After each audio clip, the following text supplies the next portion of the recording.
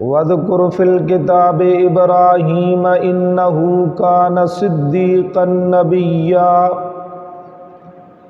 اور ذکر کریں کتاب میں حضرت ابراہیم علیہ السلام کا،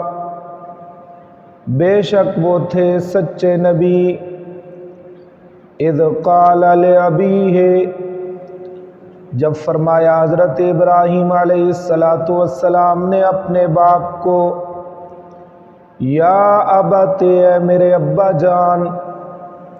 لم تعبد، کیوں تو عبادت کرتا ہے، ما ان کی لا یسمع، جو سنتے نہیں،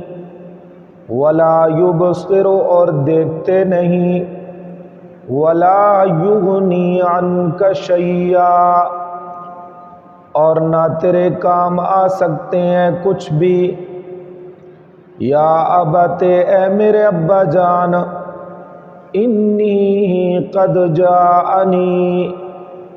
بے شک تحقیق آ چکا ہے میرے پاس، من العلم، علم، ما لم یأتک، وہ کہ نہیں آیا تیرے پاس، فاتبعنی اہدک صراطا سویا، پس چل میری پیروی کر، اتبعنی، میری راہ چل، میری پیروی کر،